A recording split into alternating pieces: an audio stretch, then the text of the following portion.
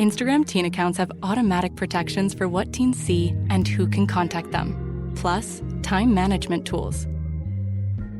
And Instagram will continue adding built-in safety features to help create age-appropriate experiences. Learn more about teen accounts and Instagram's ongoing work to protect teens online at instagram.com/teen accounts. Who's with me? Yeah! All right, let's do this, people!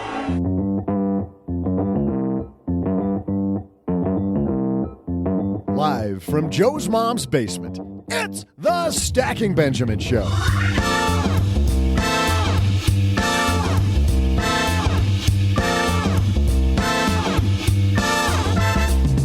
I'm Joe's mom's neighbor Doug, and a big happy birthday to Wendy.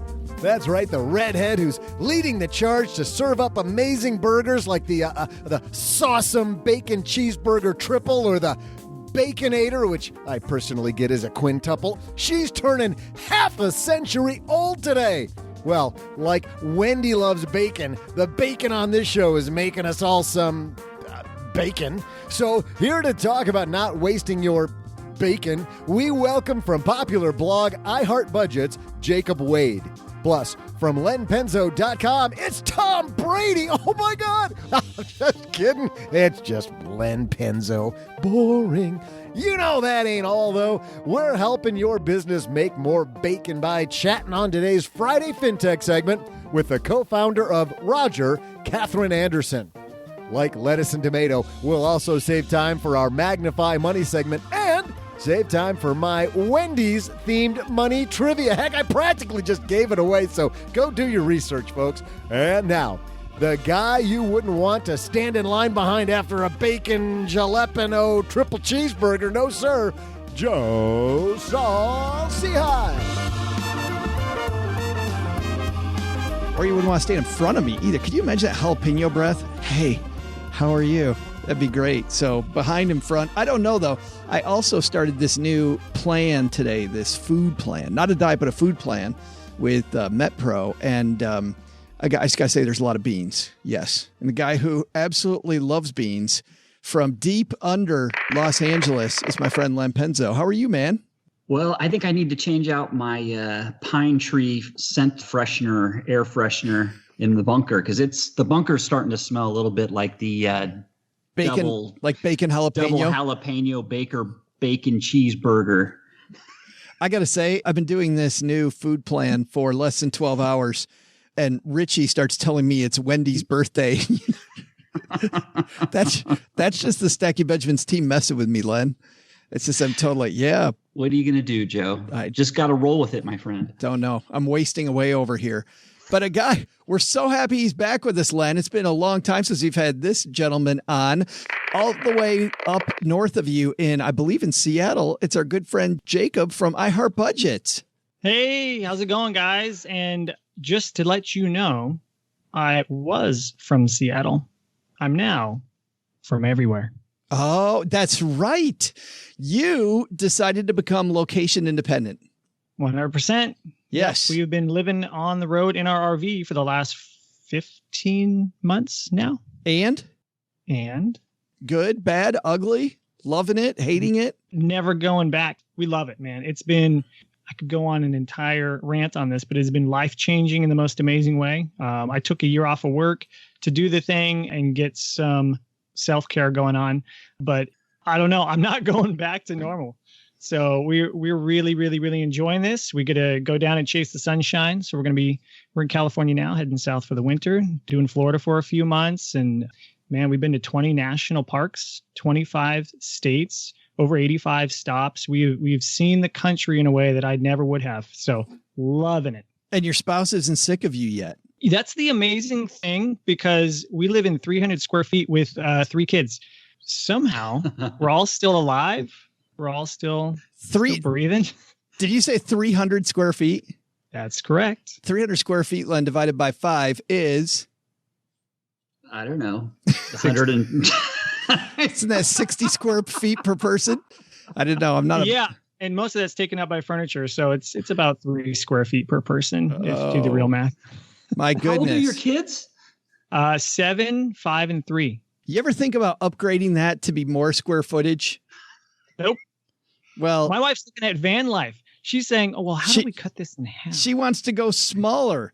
Well, I was thinking with all that big iHeart Budgets money that you've got, that you're rolling in, you could expand and have it be double big. In fact, it's funny that I say that because got to say thanks to Cabbage for supporting the show. To get the money you need to run your small business, whether it's iHeartBudgets.net or any other business, use the code SB and you'll get a $100 credit toward your first loan statement. Offer ends November 30th. Have to take a $5,000 loan to qualify. Terms and conditions apply. Just ask her for that. Tell her it's a business thing. Done. I'll upgrade the rig. We'll double our size. And I'll just write it off. That's how taxes work, right? That's exactly how taxes work. Hey, it's debt, but it's a write-off. So there you go, Len. That's some new math right there. Please, no more math questions already. We've already started, and this podcast is already killing me, Joe. If you want to do the math better and easier, I got to say thanks to Honeybook for supporting Stacking Benjamins too. If you run your own business, you're used to doing it all. But if you're struggling to get through your to-do list, your math list, whatever, Honeybook can help. Go to honeybook.com/SB for 50% off your first year. We've got Jacob here. We've got Len here. I'm here. And we're about to have a fun show. So let's get this party started. Hello, darlings. And now it's time for your favorite part of the show, our Stacking Benjamins headlines. All right, today's going to be a little different.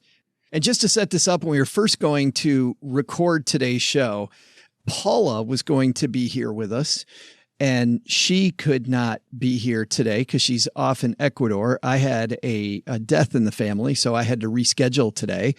And then Gwen from Fiery Millennial was going to be here with us as well. And she told me that she was unable to make it today. And so now it's Jacob and Len and I. And Jake, let's just lean into this. We're going to talk about self-care.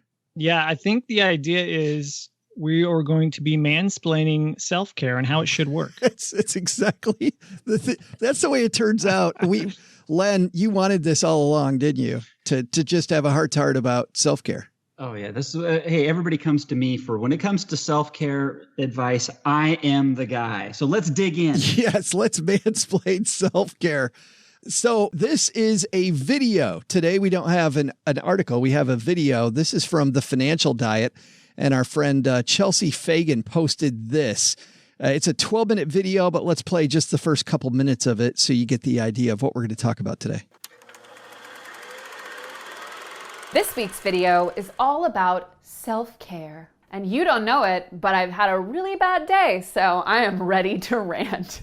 Now, let me say up front that I know that this video is going to have some similar responses to when I talk about my issues with minimalism. There's going to be a bunch of no true Scotsmen in my comments section, which means that what I'm describing isn't the real version of whatever it is I'm talking about. In the case of minimalism, the minimalism that I'm talking about doesn't apply to their version of minimalism. And in this case, the kind of self-care phenomenon that I'll be discussing won't necessarily resemble your version of self-care. So let's get this all out of the way right now and say that if what I am describing doesn't apply to you, then it doesn't apply to you. No need to specify that in the comments. Am I going to get more of those comments now? Congratulations, I played myself. So now that that's out of the way, let's talk about the kind of self-care that I want to talk about in this video. And that is what I'd like to call Instagram self-care. Or maybe you see it more on Pinterest or on Tumblr or on Twitter. Basically, this is the very superficial internet-generated version of self-care in which self-care is mostly viewed through the prism of what feels good. You'll often hear about it in terms of things like face masks and bubble baths or eating food that tastes delicious but leaves your organs screaming for help. This is the kind of self-care that often borders on treat yourself, essentially making yourself feel good by indulging. You also might see this kind of self-care talked about through the prism of interpersonal relationships. I think we've all seen those posts on social media about how, like, you want to just bail on plans or not answer people's phone calls or not be reliable to them. That's called self-care, baby. It's you first. Now listen, the individual calls to action for this kind of self-care that you may have seen can be different. Maybe for you it wasn't a bubble bath or not answering a phone call. Maybe for you it was more like setting really harsh boundaries with people and calling out sick from work and eating an entire pizza. The point is that this self-care has a lot more emphasis on the self part and a lot less on the true care part, especially when you consider what care means on the scale of a human life. Now, I have had many a brush with this kind of self-care myself. There have been many decisions that I've made or things that I've indulged in or bought or allowed myself to do because I put it under that very superficial definition of self-care. And from time to time, why not drink that wine while in a bath with your laptop precariously placed on the toilet, playing the episode of Sex and the City you've seen 1,700 times, which is exactly what I've done. It's totally fine. Sounds exactly like something that you've done before there, Mr. Penzo. Absolutely. Sex and the City, one of my favorite shows. I like this because I do think that obviously some of the things that Chelsea talks about is for a certain audience, but I do think that this concept of self-care, though, pretty universal, whether you're man, woman, child, whatever. Let's start with you, Jacob. She talks about going to buy that thing because it makes you feel good, right? Let's start there. I'm fairly certain you've never done that before, have you? No, I run a budget blog, so I've never made a financial mistake in my life. But people do impulse buy. Funny enough, my wife and I have just been talking about that. How can you take that feeling of I'm going to buy this because feeling down, or it's going to make me feel better, it's going to give me that uplifting win, and how do we replace it with a good choice for our bodies or our minds or our personal development? So I'm actually on board with that idea of what is good for you doesn't necessarily feel good immediately, right? It's the idea of making choices that benefit your future self, that type of thing. And yet sticking with these bad choices, Len, you've had those nights, haven't you? No matter what it is, you're going to buy the thing, and maybe you don't label it self-care, but you do label it, well, this is going to make me feel better now, so I'm buying this. Yeah. I do it a lot. It all depends on what you can afford, right? There's two areas of buying things self-care. It comes down to where you are at your certain stages of life. So when you're just starting out, you don't have as many opportunities to go ahead and splurge. I'll call it splurge responsibly.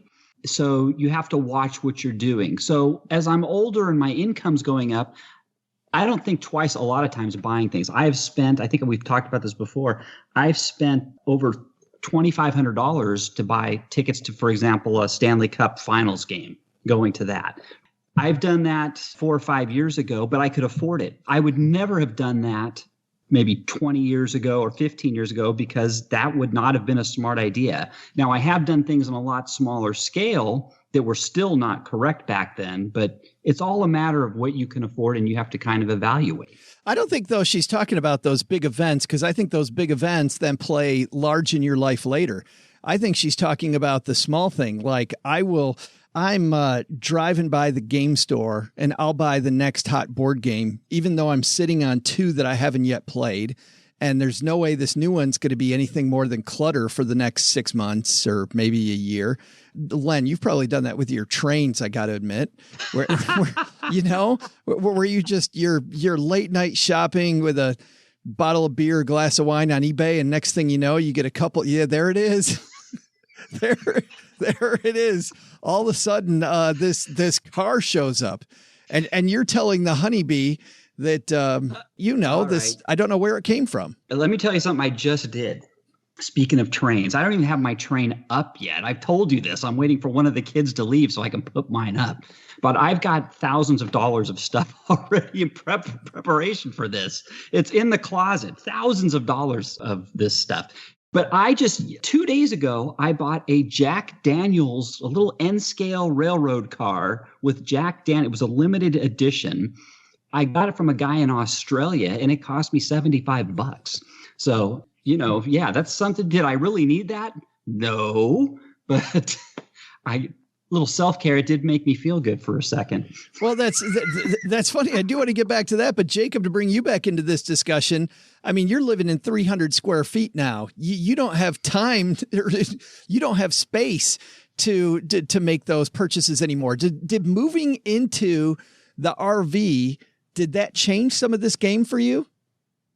Yeah, I tell people it was a version of forced minimalism for us, because we weren't, I wouldn't even say like we labeled ourselves minimalists in any way, but to cram the size of stuff we had into this, scaled down version of living, we sold everything.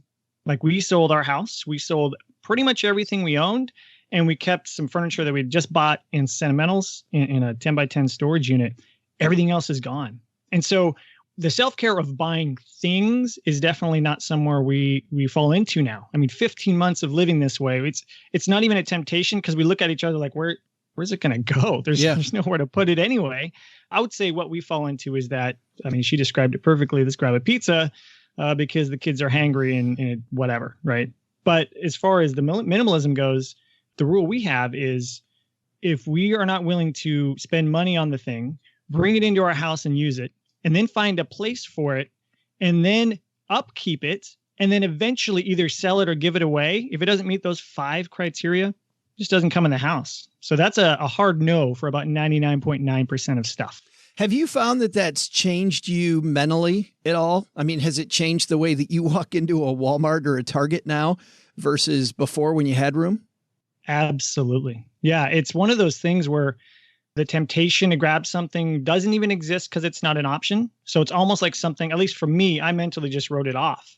And I know my wife would say the same thing, where it's not even an option. So it doesn't even pop up as, oh, that would be nice. The furthest it goes is, hey, when we get a home, and then that's about it. It would be nice to XYZ, decorate with this. My wife's an interior designer, right? So she loves that stuff, but that's as far as it goes, because we've sort of built this lifestyle that requires us to just keep it simple.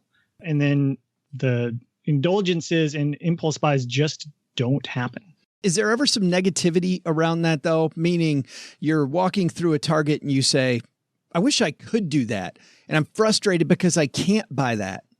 You're not going to like my answer, but no, there's not. I literally don't even struggle with it. And I know that that's unique, but I don't. The only time is, man, I wish I could have I'm a drummer. So I have a Roland electronic drum kit that I had to throw into storage. I would love to have that and play, but then we'll just go find a Guitar Center and I'll jam out for a bit, right? So it's so ingrained in what we do that it's not even a struggle anymore. I would say it was maybe for the first couple of months, thinking of, oh, we don't have this, we don't have that. But the process of selling everything we owned and our house and moving into this RV was so substantial that those wants and needs barely existed because we were so stressed out about all the other stuff. I was a hell of a drummer in Rock Band. And, for Rock Band 4, now they don't make the kits anymore because nobody was buying the game. So, Len, if I could find a Rock Band 4 kit of plastic instruments, I would self-care all over that, if you know what I'm talking about. Well, good for you. And then I'll give you my my Rock Band guitar, too. We could start our own band. We could jam, yeah, because you had a band as well. We should get Len and Jacob together. We could start like a big finance-related band here. That would be cool. That would be We cool. could do that. That'd be really fun. New intro song. Done. I love it. Hey, Jacob, by the way, you know what? If you ever need extra space, just get a trailer hitch. And then you can get like a U-Haul and hang it off the back of your RV. It's a slippery slope hanging out with lead. And by the way, you can take a loan for that through Cabbage. Minimum $5,000, Jacob. Len, when we're talking about this, it's interesting. You can hear Chelsea's frustration, and being somebody that has to be on social media, all of us, for what we do. I see this on Instagram all the time, Len. People saying, hey, I just deserve it. I just deserve this thing. And it's not self-care. It seems to me, Len, like it's a little destructive. It's not even neutral. It's pretty destructive to continually say the stuff you're buying is self-care. Yeah. Well, look, and I talk to my kids about this a lot. Sometimes this might be blasphemous, but social media can be destructive just by the fact that you see other things that other people have and you instantly feel either you're deprived or you're not, you're just not doing as quote as well as somebody else. And then it kind of goads you into doing the same thing. So sometimes you have to watch what other people are doing and not apply yourself to that. You have to have the strength to just say, hey, good for that person, but I'm going down this path and I'm going to be a little more responsible on my splurging. Well, it's funny. I was talking to Jacob's wife just yesterday, and she talked about coming into the RV. Jacob sitting there in the dark on his computer looking at pictures of like spacious lawns and like 4-bedroom houses. Shh, don't tell. Don't tell. You know what? It gets to us all at some point. And you know what? Maybe I was doing a little self-care. You know what? I'm going to bring this all the way back, and I'm going to speak directly to Chelsea and tell her that I hear exactly what she's saying. And it made me think of this quote. I don't know if you guys know of Rachel and Dave Hollis, and they've got a big brand and company, and they're big into the self-development space. But she has this quote that I really like, and I think really kind of sums up the whole thing, is that self-care will never hurt you. And if you take it through the lens of that, and as you see these Instagram self-care posts or these advertisements, is that actually good for you? Is it bad for me? You think of health, family, finances, your personal values. If it's going against any of those and your future self is going to pay for that mistake, then it is not self-care. It's self-destructive. It's a great point.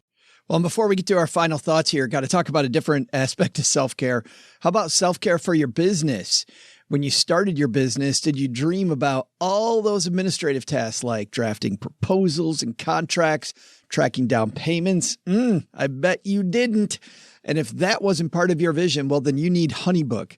What we like about HoneyBook here in the basement is it's an online business management tool that organizes your client communications, your bookings, your contracts, your invoices. It puts all of these systems that are all over the place. By the way, I almost called them desperate systems, which is the correct word.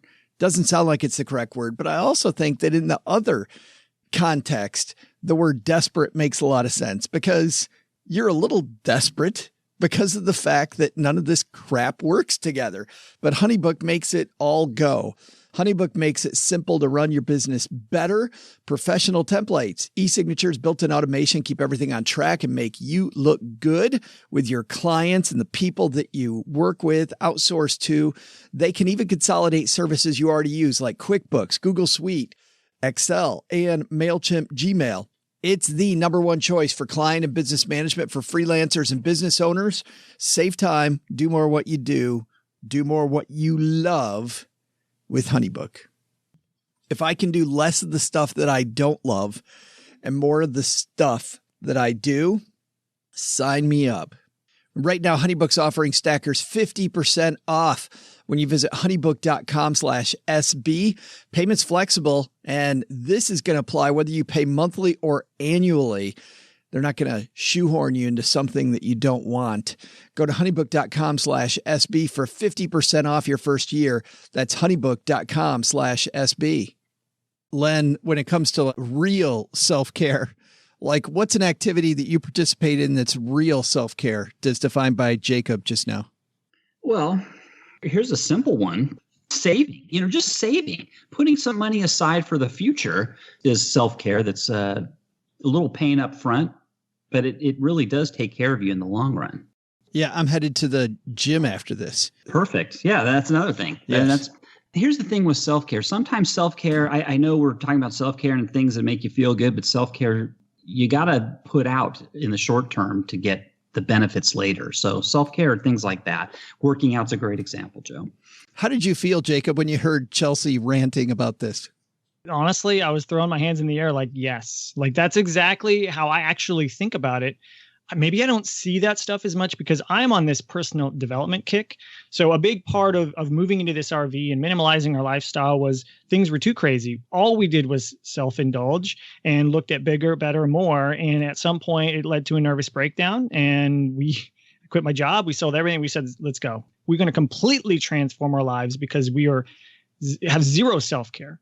So when she was talking about, those things that come up, I'm like, absolutely. And I think Len just hit on it, is that it's short-term thinking versus long-term thinking. That immediate dopamine hit of doing the thing you want to do, or shopping, and you're getting that little, I feel better now, is typically results in a long-term detrimental effect. And so I was all on board with what she was talking about. And it's something that we're working towards. So I'm getting up early now. I'm running. I hate running. And I'm about to run a 5K. Like I just started. Like I didn't do any of this stuff. We gave up alcohol for the last 90 days of the year. So I've always got a big liter of water. Just all of these things that I know in the short term might be like, oh, well, I can't do this quick little thing that makes me feel better. But we kept doing that for a decade and gotten nowhere. So let's start doing actual self-care. And the results have been amazing over the last 15 months. It's been, like I said, life-changing, mentally changing, our relationship, our health, our parenting, everything has benefited from actual self-care and having a longer-term vision.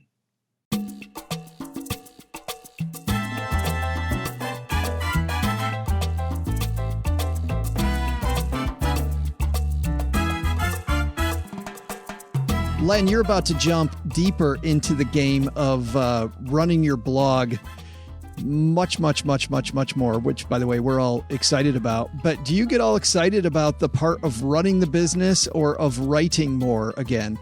It's a little of both. I really enjoy the business end of it. Honest to goodness. I enjoy working with my clients and advertisers, and I'm really eager to go out and fetch some more business and try and get the business to grow. It's a challenge to me, and I need a challenge at this stage of my life.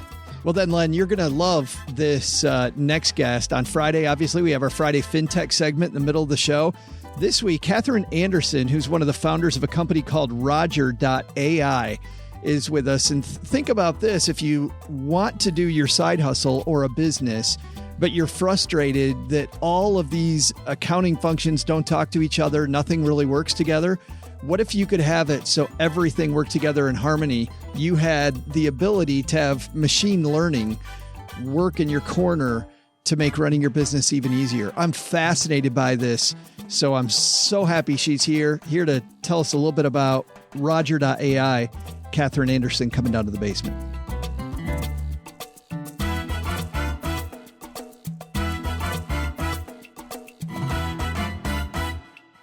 And coming down the stairs to talk about Roger, it's our new friend, Catherine Anderson. How are you?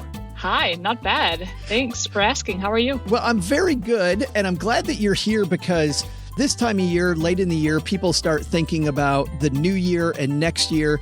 And I know we talk a lot, Catherine, about people with side hustles, starting a new business. We have a lot of our fans that already have business.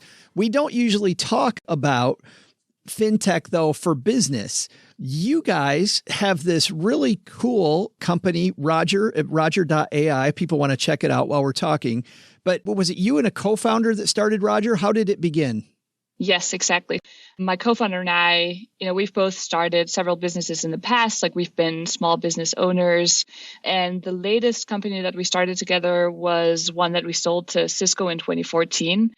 And as kind of founders and entrepreneurs, like the last thing, and I think a lot of listeners feel the same way, the last thing we wanted to spend our time on was bookkeeping and like accounting and our finances. So it was always really hard for us to get this done, like to get our bills paid on time, to manage receipts and expenses. It was never easy to like work with bookkeepers and CPA firms. So this is funny. Roger was born out of your own frustration with your own company. Yeah. Very much so. Totally. So you guys then started, how long ago did Roger begin? Did you two begin the company? We started the company a couple of years ago. So we'd been looking into different things before that, but it was kind of like a couple of years ago that we really honed in on this problem and started building the mobile app first for like small business owners. Well, and that's what I was going to ask is that how long did it take to go from an idea to having, because you guys do, and we'll get into it here in a second, but you guys do so many cool things for small business owners to help them compete. How long did it take to go from an idea to your beta? To beta, it takes probably like a year and a half. Did it? Yeah. We worked with 50 small businesses for, I would say, 12 to 18 months, really where you focus on just a tiny group of people that has the same problem that you were trying to solve. And then you learn from them and like iterate and build more and more product. And then you go in a different direction and then that direction. So it takes a long time. Yeah. Well, let's dig into it. Tell everybody a little bit about what Roger does, because it interfaces with whatever accounting software you're using. Yeah, exactly. It's an accounting automation tool for small businesses and for accountants and bookkeepers. So for business owners, you end up not having to log into your accounting system, and you also end up not having to really log much into your bank account. So for business owners, it really takes a lot of that financial kind of worry away, and also saves you a ton of money on bookkeeping and accounting costs. So that's the primary reason that small business owners love it. And what practically Roger does is that it's an automated inbox where you just will send all the documents like bills, receipts, credit memos, like anything that you have, you'll send it to Roger. Roger takes care of it. Like, it's done. So let's take an invoice example. You send an invoice to Roger. It goes through the correct approvals that you've set up for invoices. You can set up different workflows that govern things if you have any compliance rules that you've set up, or if you want certain people to be notified about something, depending on the vendor information. And then, of course, Roger pays the invoice as well. So you don't have to log onto your bank and take care of that payment. And then eventually everything ends up automatically in your accounting system. So you don't have to log into QuickBooks and type everything in, and your bookkeeper doesn't have to do that either. So Roger takes care of the whole flow from when you receive something, an invoice or a receipt, until it's recorded in your accounting system correctly. It's amazing because you've got all these inputs, when you're a small business person, like even for Stacking Benjamins, I mean, we have all kinds of different partners, like Steve, who engineers our show, doesn't work directly with us. He's a partner of ours, but Roger really makes it easy for people to manage. Kind of for small businesses, they have these far-flung teams. Exactly. Yeah. You just send everything to Roger and it's taken care of. And that's really the biggest and primary value proposition, and the benefit of using it is like there's a lot of worries that you save by using something like this. Does Roger alert me if I don't have the right system set up, or is it during the process of setting up Roger that maybe I'll find out that maybe there's something I'm doing wrong or that I need more of? Yes, for sure. So the workflows that we have will help you get the right setup as well. So you'll start setting up a couple of workflows around approvals or around sending things to your accounting system or to your accountant. And pretty quickly you'll realize, maybe I should be doing this differently, or your accountant will more easily be able to help you with advice. So one of the big things for me is that, hey, I don't want small businesses to overpay for manual bookkeeping tasks. Right. It's something that can be automated today. So trusted advisors like accountants and bookkeepers should be spending their time actually giving advice and not doing all that manual stuff. The thing that I can hear people, and I'm sure you get this all the time, Catherine, is people go, wow, it sounds like Roger handles everything. As you know, business owners love to be in control of everything. But something that I liked when I was looking into you've got a bunch of insights and reports. So business owners kind of have their finger on the heartbeat. Tell me about the reporting that Roger does. Yeah, so we have a ton of filtering and sorting and reporting options in the product, and we're building those out really extensively the rest of the year because we found that is extremely important to surface that information. So if you're a founder like me, you want to know what's going on with the business all the time, like every second, but you don't have time to necessarily sit down and dig out all that information. You just want it to be surfaced to you magically. And so we are able to give you information such as like, hey, this vendor charged you 10% more this month than last month, or this vendor has been consistently charging you more this year than last. Like, what's going on? Is that okay? And we enable you to then dig deeper, but only spend your time on the stuff that matters, and not you don't have to go through everything. Yeah. We'll surface certain things for you that we flag, and then you can go dig into it. What's the biggest compliment you get from your users? The biggest compliment.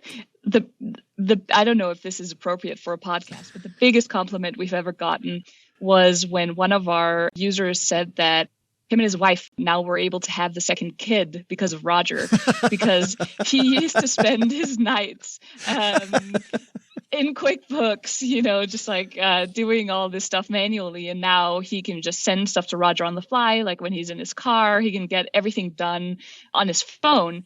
And he's like, well, now we actually have the capacity to have another kid, and thank you. So I think that was the biggest compliment that we've had. But not only, Catherine, does he find the time to make babies, he can actually then have the time to be a good dad too later on. Yeah, exactly.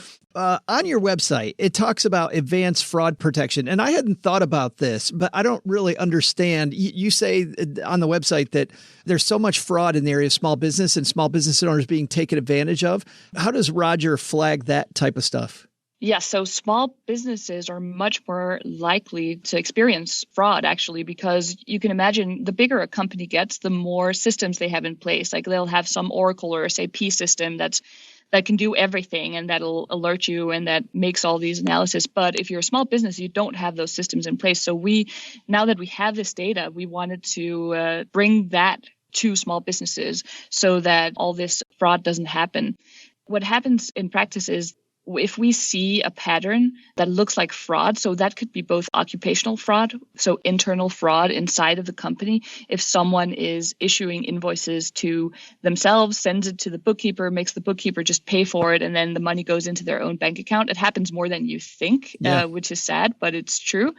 So that's one area. And then the other one is vendor fraud or like impersonation fraud. So people that send your company invoices that are impersonating maybe a CEO or someone else, and that's kind of making your accountant pay these bills on behalf of your company, but they weren't supposed to be paid.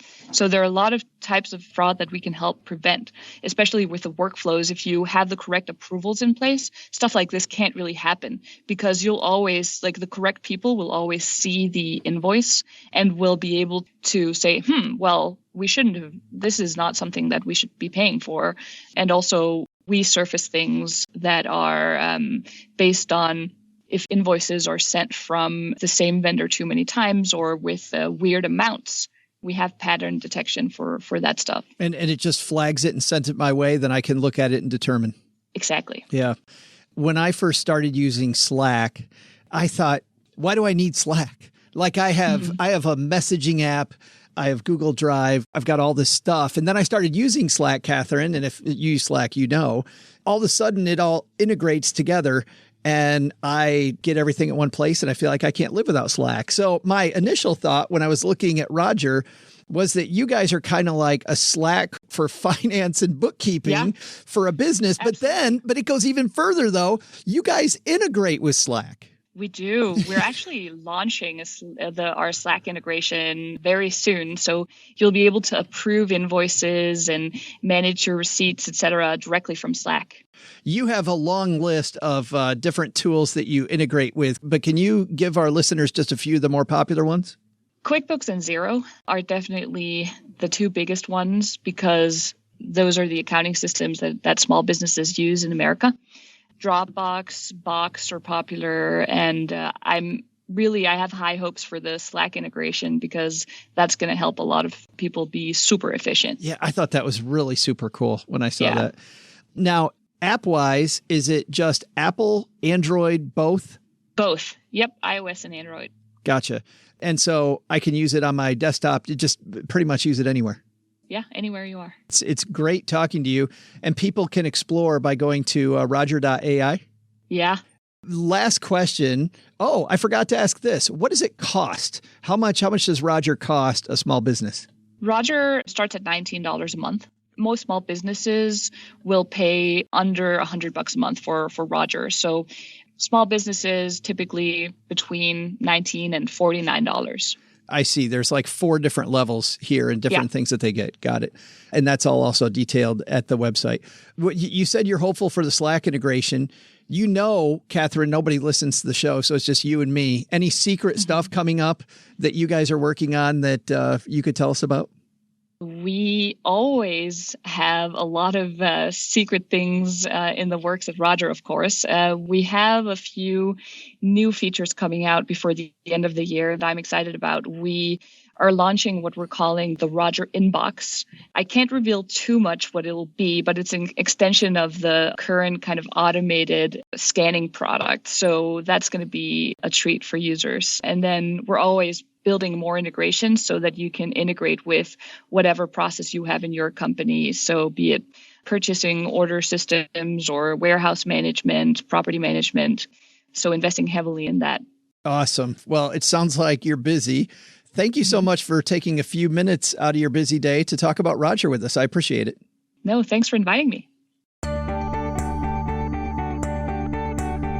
Hey there, money fans. I'm Joe's mom's neighbor, Doug, and a gracious and warm welcome to you to my amazing trivia segment. Well, in the spirit of self-care, I know self-care, I dropped the fries from my Wendy's order today so I could keep my strength.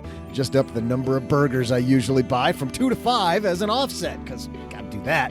Real self-care is about balance, and I'm a Libra, so I know all about balance. And that's why I love celebrating Wendy's birthday. You and I know that life isn't all curly fries or a special sauceum sauce. Who even came up with the name of that? Or a cool green slushy drink. In the end, a restaurant's success comes down to one thing: good burgers. So that's what I've decided, and you're hearing it here first.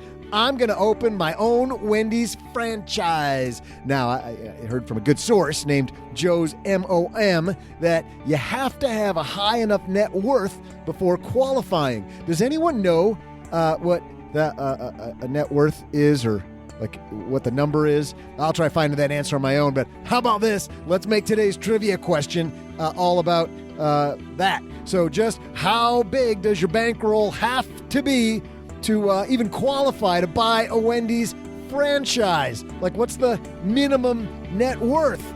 Asking for a friend. All right, we explained this complicated game to Jacob behind the scenes. Jacob, you got the convoluted rules to this shindig? Yeah, no, I don't, but I'm going to do it anyway.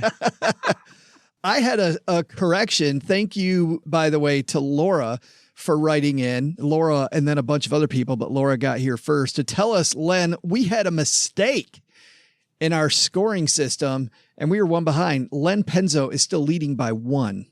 So yes. Len is 1 ahead of Paula and OG. Now, Gwen. You mean there's listeners that are actually keeping track of this? I'll tell you what, somebody needs a hobby. Just saying. But we looking at who was here. This is what took me the most time. Gwen, who couldn't be here today at the last minute, was playing on behalf of OG. Paula. Got it. Paula is behind Len by 1, which means no pressure. But do you want to guess first or last? And we play this, for people that are new, we play this Price is Right style, which is going to make this with 2 people totally unfair to one of you. But we're about to see. Do you want to go first or last? I would like to go last, please. Len, you know what that means. You get to guess first. What's the story of my life the last 8 or 9 weeks? What's the minimum net worth to open to be eligible for a Wendy's franchise? All right. So let me start off by, I have no idea, but I do know this. In the early 90s, I was in a Wiener Schnitzel, one of my favorite restaurants, by the way. For breakfast, no less, I was in a Wiener Schnitzel sitting down back in my bachelor days. And there was a guy in there. He dressed up very nicely in a suit and tie, and he had a couple of people around him. I think they were sitting at a different table, but he was giving them a little speech.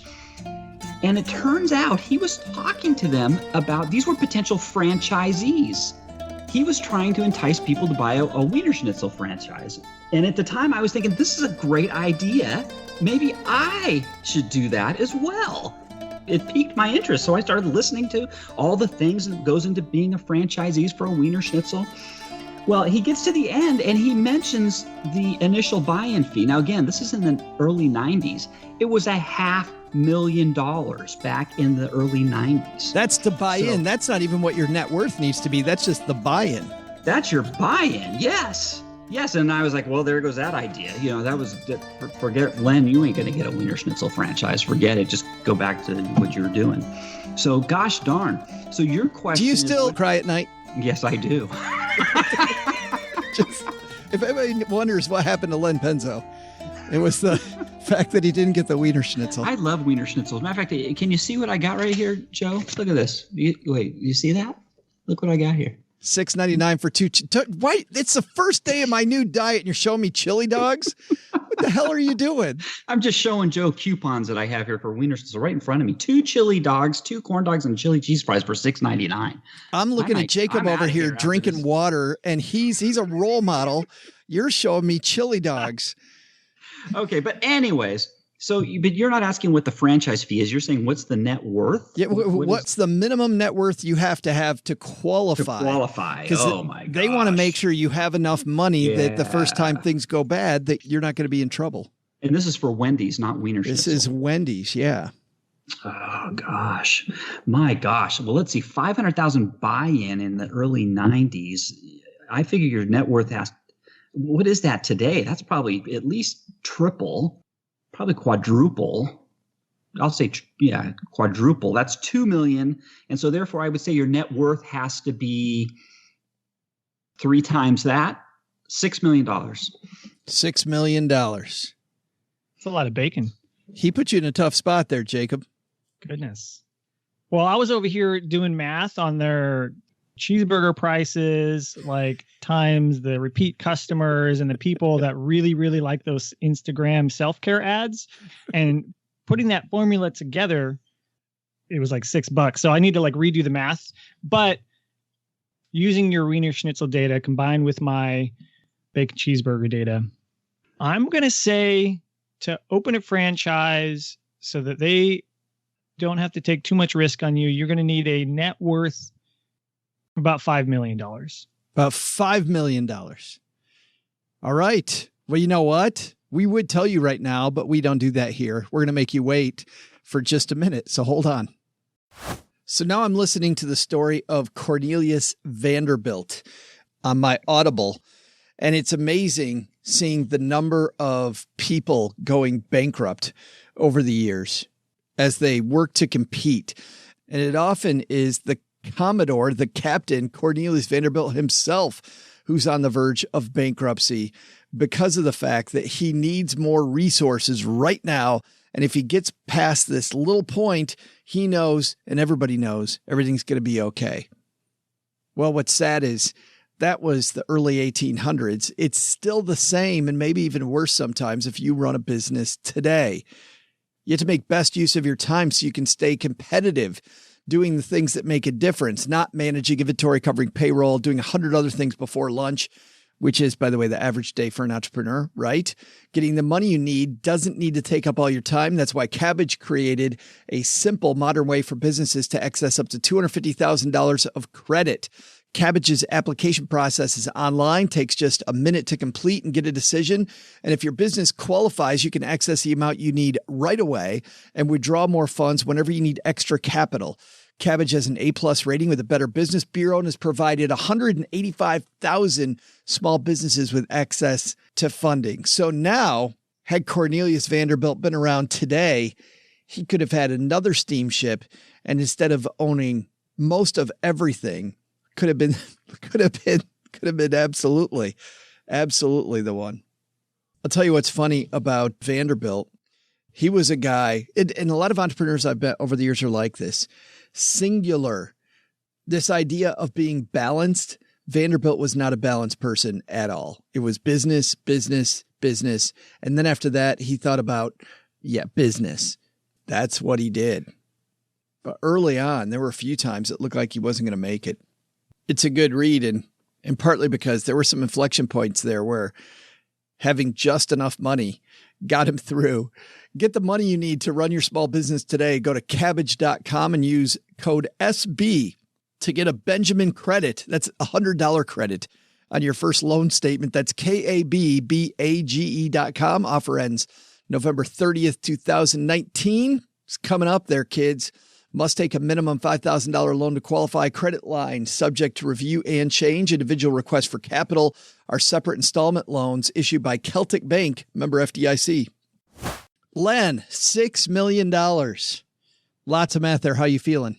Well, I'm just thankful that Jacob didn't say $6 million and $1 because that would have just sealed the deal for Paula. Well, and to that point, Jacob, you could have just said $1 because it's the closest without going over. So you had, you know what? I'm all about transparency and integrity. So good for you, Jacob. Holy, who is this guy? Good for me too. Who invited him on the show, Len? I swear, all these great quotes he's got, this fantastic. He's making us look bad. Oh, I tell you. Yeah. Yeah. All right, Doug. What's the answer to this question? Welcome back, bacon cheese lovers. I'm Joe's mom's neighbor, Doug, and you're listening to the smooth sounds of my trivia. Let me tell you, after just one triple patty deluxe, I don't know who's going to eat those other 4 burgers. You guys, anybody want some? I'll have to focus on that later because in between bites, I found the answer you were supposed to get for me. What is the minimum net worth I'd need to have before securing my dream of opening up a Wendy's franchise? Oh, God, that is just dream-like. It's obviously the top of the fast food chain, Wendy's. The answer, turns out, I might need to wait a couple days because a person has to have a net worth of at least $5 million to be eligible to open up a franchise. What? Yes, I know, American dollars. Yeah, I get it. Whatever. What the Don't get me wrong, I'm still eligible, of course, but it just take me too long to get at the funds because they're all tied up into things that can't be really. Anyway, okay, time to work on burger number 2. Stay fresh, cheese bags. Wow, that's the Daily Double Showcase Showdown. So here's the deal. I was playing way deep down, and I ran all of the triple cheeseburger calculations I could possibly do in those 15 seconds, and I just knew it had to be 5 million. So I want to thank Wendy's. I want to thank Bacon, just in general, just all of Bacon, for this monumentous occasion. Jacob, this is almost like I'm watching a perfect game in baseball right now. It's like there's only one thing left, right? We have a call-in left. Don't screw this up, Jacob. You're working on a perfect game here, my friend. Yeah, we're all scooting to the other end of the bench. Like nobody's disturbing your end of the bench because we're getting into the later stages and you're rolling on this. Just call me Jacob DeGrom and don't bother me. This is only, Len, the second time. I think this is week 44 of this contest. That's only the second time we've had one right on the, well, I take that back. It's the third time because I think we got the number of barrels and the barrel jumping right. Yep. And I got what's the cost of a bunker to the penny? You got the cost of a bunker to the penny. And now Jacob gets the Wendy's French fries and Jacob's not even eating damn Wendy's. You have to cut that out. They're a sponsor. That's right. Hey, let's take out the magnifying glass, gentlemen, and help somebody do better with their money. Today's hotline call comes to us courtesy of magnifymoney.com. You know what happens, Jacob, when you head over to stackybenjamins.com/magnifymoney? No. You should try it out right now because you're going to find that those financial products you use every day from your brick and mortar bank, they're nowhere near best in class. Over 92% of the products available online, all ranked at magnifymoney.com. Head to stackybenjamins.com/magnifymoney for more. By the way, I was over there looking at savings account rates, and Len, savings account rates continue to push further and further past 2%. We're on the road to 2.5 now, my friend. Oh my God, we're all going to be rich, Joe. It's going to be at 2.5%. Do you realize how long you know what? That means our money will double in what? Rule of 72-ish, 36 years, 35 years? Think about that. Oh my gosh. Grandma saves I'm a all third in of on my money market account. Done. I'm taking all my investments out. Grandma saves a third of $1 million by the time she's 30. When she's 90, she's clearing $1 million. Oh my God. That is good times. That's some awesome math right there. But somebody needs help, and his name is William. Say hi, William. Hey guys, I have a question slash situation that might be the textbook example of why a person might want to save to pay off their house rather than pay extra principal on their mortgage every month. My wife and I have been saving to pay off our home in January 2020 and then retire in January 2021. We lived on roughly half our income since January and saved almost $30,000 to do the payoff of $34,000. Then in August, had a discussion with my boss and a bunch of stuff's going on at work, and it looks like the best option for me is going to be to leave in early November. We have $76,000 in our non-retirement mutual funds and savings, $30,000 in cash, and the rest is in some mutual funds that we used as our emergency fund. I'm going to work part-time, and my wife has worked part-time all along. Here's my question. Is it wise to use the money we save to pay down the house as planned and have a lower cost of living, or should we keep the funds liquid and use them as an emergency fund? We've been paying just under $1,000 a month on our mortgage, which is actually only $850, so we have been paying extra principal. Taxes and insurance escrow is around $200 of that figure. The mortgage rate is 4.25%, if that makes a difference. I hope you can tell me something. I don't know if I'll listen, but it'll make for some entertaining listening anyway. Thanks. Well, we'll try to be as entertaining as we can. William, thanks for the question. Man, life threw William a curveball. Congratulations, by the way, on the early retirement. That's awesome. And let's see if we can solve this. Jacob, what do you think, man? We've got 4.25%, $34,000. Does he pay it off and live debt free, or does he keep paying his $1,000 a month? I say pay it off. How come? He's like, that's it. The rate. Well, at this point, the rate's not going to be extended over a really long time, or if he does, it's not going to have that big of an impact. But paying it off and lowering his cost of living is going to allow that part-time work to be way more impactful. And I think that's a mental win. If your part-time work can cover 80% of your bills instead of 50% because that mortgage is gone, mentally, it's going to make life so much easier. And in retirement, you don't want to still have that hustle mindset, or like you want to enjoy that part-time work. He didn't mention how much that part-time work brought in, but let's just, for the sake of it, say that it covers 80% of his expenses with the mortgage. And then if you can cut out 30% of that, right? Now, all of a sudden you've got all this room, and maybe you can cover all the expenses. So without a couple more pieces of information that could sway me the other way, I really think he should just pay that off and just keep it simple. Yeah, it's interesting when you were talking about the mortgage and the interest rate not really mattering anymore. To explain what Jacob's talking about there to everybody, that it's on an amortization table. So at this point, it's probably a lot less than that 4.25%. So if he hangs it out there, he's really not paying 4.25%. By the way, early in your mortgage, you're not paying 4.25%. You're paying like 80, right? So the way a mortgage works is the bank gets all their money first.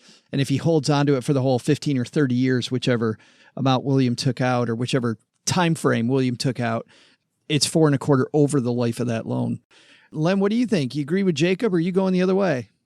No, I'm going the other way. Did I catch how much he had saved entirely in his savings? He didn't say how much he has in retirement savings. He just said he's got $76,000 in savings besides the $30,000 that's sitting in cash. So I'm almost in the same boat he is. I'm on the verge of retirement here. I owe my mortgage is like $1,000. Mortgage, taxes, everything is like $1,000. Insurance a month. And I'm not paying off my mortgage. I'm continuing to just pay that $1,000. If especially here, and here's why. It sounds like if he's got $70,000 just as in a mutual fund, I'm sure he's got more than that. He could pay off that anytime. I cannot foresee any reason where he's going to default on that mortgage. If he has to pay it off, he's got the money already. The other part is, you mentioned the amortization schedule. He's probably paying almost no interest right now. It's almost every check he's making now is almost all principal. So personally, I wouldn't pay it off. I would use that money, let it work for you, put it to work, and you hold that money in case you need it for something else. And that's what I would do. That's funny because I kind of come down right in the middle. I don't think there's a bad answer here. I think both ways works fine. I think the math could work out great. In Len's point, I'm gonna in a second say why math might not work out. It depends where he takes money from. But I do like the math of leaving it there, the probability that he's going to beat that interest rate. To Jacob's point, though, it's just hanging over him. It's money every month that he has to pay out. Why not get rid of it and simplify your life? I don't think there's a bad answer. Here's the only way, Len, I was thinking the math might not work. It isn't the math anymore against the mortgage. Now it's the math against inflation. So for me, it's where's that $30,000 parked while he's sitting there? Because if it's getting eaten up by inflation, he should use that $30,000 to pay off the loan. But if then he's using all of his emergency fund to do that as well, and the 76,000 is in mutual funds and things that are going up and down, I mean, he should leave some money in an emergency fund, I would think. But if that 30,000 is just sitting in a savings account that's earning less than 4, and we just talked about how that is the case, he should probably pay that down. But he shouldn't take money out of that 76,000 savings that's in mutual funds and pay it down, because to your point, Len, he's probably the probability that he wins is much better in the market. Yeah, like I said, there's lots of answers to this. I mean, sometimes it depends where you're at on your amortization table too. With inflation, inflation can work in your favor for not paying off your mortgage. If you're just starting out, the longer it takes you to pay that loan off, if the dollar is devaluing every year, you might as well write it out and keep paying your mortgage off in lower dollars that are worth less and less and less over time. So it's a double-edged sword. It all depends on timing. Yeah, because the other thing I'm thinking about too is that, and you don't want to play this game, so I'm kind of reticent to bring this up, but the idea that we're at the end of a long economic expansion, and people smarter than us, like the Fed, right? Let's not talk about the stock market. Let's just talk about the economy. The Fed is cutting interest rates again to try to eke out more from this economy. And in that type of an environment, I would say statistically, the fact that 76,000 might grow the way it has historically, I mean, the longer this goes on, the more I worry about that. I'm not saying market time. I'm just saying the odds might not be as favorable as I've thought they are under normal circumstances. Yes, I think we're in perilous times. Of course, look who's talking here, Mr. Bunker. But let me give you another, just kind of going slightly off topic, but this might be related to the caller as well. Is, I've been looking at pension payout, and I've got to worry about whether my pension, I take a lump sum or I take the monthly payout for the rest of my life. There was a thing in Forbes a couple weeks ago. Companies that are offering the lump sum, are they offering you enough money? Forbes is saying no, these companies are ripping you off with the lump sum. And that's because they base it on the 10-year treasury note. And I was looking at the calculators that they put in there, and basically it turned out that companies are assuming that the 10-year treasury is like running 1.5%, 2%, and it's going to stay that way. If the T-bills go up, if the interest rates go up to 5 or 6%, what you might think you're being underpaid, you're being offered, right now is not enough.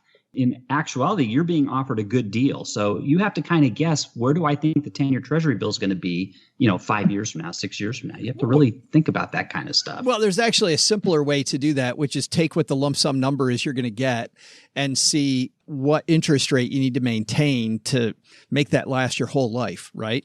And then look at the probability of that. So if it's a 5% interest rate that you have to beat over this long period of time, okay, maybe. But if we're up in the 8% range that you have to get with that lump sum to equal the payout. But then on the other side, when it comes to pension payouts, you also have to worry about what happens if the company goes belly up between now and 40 years from now. You're going to live you could live for a long time, and who knows what happens there too.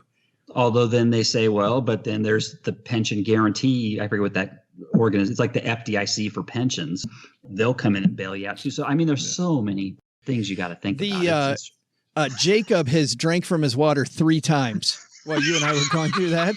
He's thinking it's alcohol. He's like, I got to be chugging something here. I love the math. I'm a nerd about it, but I've found so much evidence and interesting detail about the behavior of finance and why people do what they do. The guy that's asking this question, he had one question to ask you guys. You could ask anything in the world about all of the stuff you're talking about right now and how to make his money grow and eke out those last extra dollars to make the math win, he's just thinking about that mortgage. So behaviorally, that's why yes, there's ways the math could go each way, but I'm 100% on the train of just get the thing off of your mind. Then you can worry about how to make your money grow and stretch and side hustle and use those part-time dollars to stretch further and how to rebalance your portfolio and all those details. But get the thing that's on the top of your mind gone. You have the ability. He does, but let's go into the psychology of that question then. Why do you ask that question? My feeling is the answer that William wants is don't pay it off. I don't know why, but I got that feeling. No, because he's retiring early. This money, he should let it sit there and not pay it off. Which also, by the way, when I was a financial planner, I had people feel that all the time. They go, oh, I got this money here. I really don't want to part with it. Like I would rather sit it there. Sure. Which brings up the middle ground. Maybe William forgets about it cash flow wise, hooks it up so that he has automatic payouts from that $76,000. And that automatically pays it. So it's out of his head, but he can do the best of both worlds. On Jacob's end, it's much more simple. On Len's end, he's playing the math problem, right? And he's the probability that he's going to win, even though I think Len and I kind of talked around that probability a little about might be a little dicier than. Well, it's also how you look at it too. How I look at it, like I owe $100,000 on my mortgage. I don't look at it as how much are my payments I have to make every month. I look at it, I've got the money saved. If I ever need to pay it off at any time, my house is essentially paid off if I want to at any time because I've done the hard work and I've saved over the years and I've got that. So it's kind of like you said, Joe, it's a bookkeeping thing, right? Do you want to get it off the books and be done with it or not? It's so personal. Once again, we come to, this is why it's called personal finance. But I think you guys all agree there isn't a bad decision here, is there? I mean, he's not stepping in it either way. Do you think? No, he did his due diligence. Yeah. He put himself in a position to make a good decision either way. I agree. He's got the savings. As long as you got the savings, you're golden, man. Golden. Yeah. Nice job. Thanks for the question, William. You got a question for us? Head to stackingbenjamins.com/voicemail, and we can ponder your question for a good 15, 20 minutes as well. I love that. That's awesome. Jacob, thanks for hanging out with us, man. No, man, it was awesome. It's been way too long, and I'm excited that you hit me up and said, oh my gosh, be on my podcast right now. That's right. Earlier today. And I'm happy to fill in for Paula. I am. Well, and I mean, you versus Paula talking about self-care. Let's get real. I think you hit it out of the park. Paula might have hit a single or a double. I don't know. Tell everybody what's happening at iheartbudgets.net because you are a fan of budgets and you can help people start their budget. Well, let's talk about self-care. Getting on a budget is the best financial self-care you can possibly do. And that's all I talk about, right? So my site, iheartbudgets.net, is a place you can come and get helpful, actionable advice on getting started on a budget, getting yourself out of debt and saving more money. And we've got a lot of things going on. I as you know, Joe, I rebooted the site and this is my full-time thing now. So I'm here to help people figure out money and feel more confident with it and enjoy it more. So come on by. We've got a ton going on. We've got new stuff all the time. I haven't actually announced this yet, but I have a challenge coming up beginning of the year to really get people's money in order to start the year so that the rest of the year is awesome. So yeah, we've got a lot of things going on. Fantastic. And I see right at the top, people can get a free budget template from you too. It's 2.0. It's a new one. So I had one up there for a long time. I simplified it. I put it on Google Sheets. It's mobile friendly, so you can sync it with your spouse and just stay on track with your budget. So yeah, you can come sign up and grab your free budget template. Let's get a little nerdy here. Have you tried, because Tiller changed over from templates to working with any spreadsheet now. So they could use your template, is my understanding then, and you could hook it up as somebody uses Tiller. They could hook up Tiller to that. I haven't tried that yet, but I didn't know that they could do their service through that. That's a good point. I'm going to check it out. Yeah, they just changed it. It's really cool. Len, what's happening at lenpenzo.com?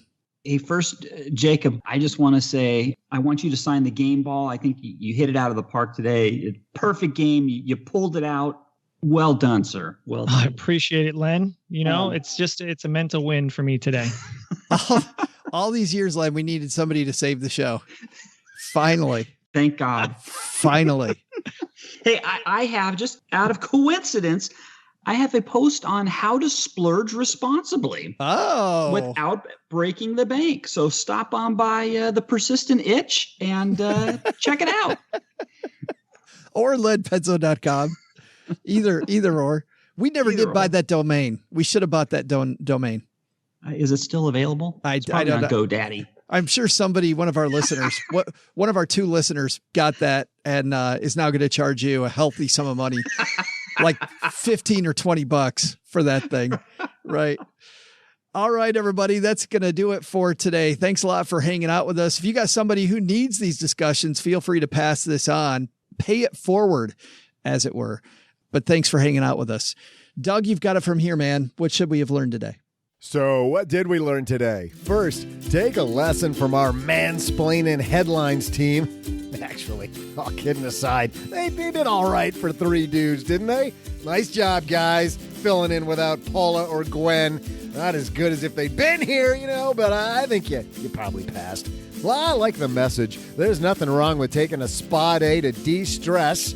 Thanks for the visual, Joe. Did not need to picture you on the massage table. But don't confuse the treat yourself mindset with taking honest steps to take care of yourself and not harm your progress towards financial security. Second, own a business or thinking about starting one, even if it's a side hustle, don't waste time chasing all kinds of different systems. Take some advice from Catherine Anderson from Roger and look for ways to let systems talk to each other so you can spend more time on the business and less on backroom stuff. Heck, that's a great lesson for your personal finances, too. We're just giving it away today, folks. But the big lesson? Honestly, just take the French fries. I mean, if someone says they just want a couple of your French fries, no biggie, just order another small fry. That is self-care. But pass on the other 4 burgers and just get the fries. Special thanks to Jacob Wade from iHeartBudgets.net for stopping by. We'll have a link to Jacob's site on our show notes page at stackingbenjamins.com, where you'll also find more on Roger.ai. Big thanks to Catherine Anderson for stopping by and sharing how it works on our Friday FinTech segment. Len Penzo, the captain of skepticism, appears courtesy of lenpenzo.com. This show was created by Joe Saul-Sehy, produced by Richie Rutter-Reese, and engineered by the amazing Steve Stewart. Online, visit us on Twitter at @SBenjaminsCast or on our Facebook page. I'm Joe's mom's neighbor, Doug, and I'm wondering if KY jelly is actually made in Kentucky. SB Podcasts may receive payment on the show from sponsors and guests in the form of books, giveaway items, discounts, or other remuneration. There's no way you would take advice from these dorks, but like Joe's mom always says, don't take advice from people you don't know. This show is for entertainment purposes only, and before making any financial moves, consult with a real financial advisor.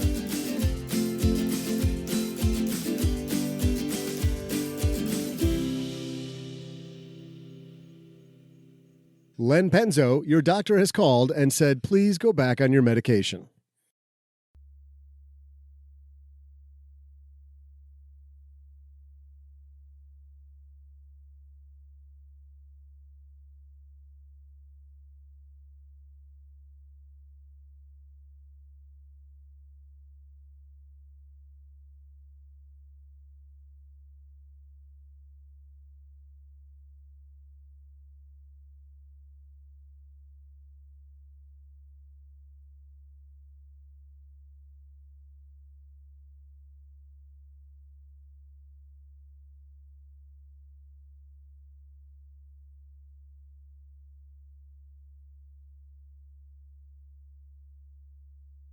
Len, where are you stationed out of over there? I'm in California, about 35 miles east of LA. Okay. I'm currently in Red Bluff. You're right. Okay. Yeah, I know where that is. It's getting cold, so we're heading down to San Fran on Thursday and then going down to San Diego a few days after that. And then we're heading to Phoenix and then Texas and then Florida for a few months. Wow. How many miles a gallon you get on in your RV? No. It's gallons per mile. Yeah, how many gallons per mile? 6, 7. Too bad. we get about 18 unhooked and about 10 hooked up. It's a diesel truck, but we're pulling 10,000 pounds. So. Just be careful when you're driving up in that area. My dad, his buddy, when I was a kid, one of my dad's good friends loaned my dad the RV, and we took it up to Northern California on a trip. And we were up near Placerville. You ever been there? You're kind of in that area right now, Placerville, California. And we got on this windy road. I mean, it was windy. And my dad took a corner, and there was a rock out. Oh.